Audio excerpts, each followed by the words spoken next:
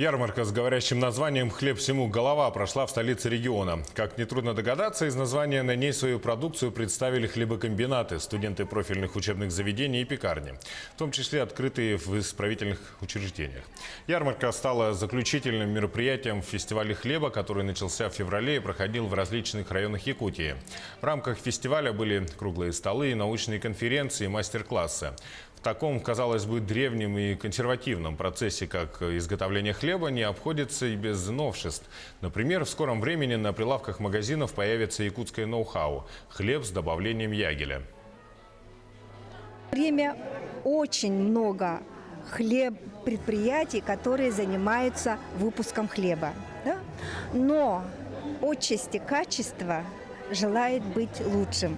И поэтому мы решили провести такой фестиваль. Мы хотим на сегодняшнем мероприятии передать эстафету фестиваля «Хлеб всему голова» новому фестивалю, фестиваль «Якутия хлеборобная». Это наше желание. Удастся это фестиваль, это уже второй вопрос.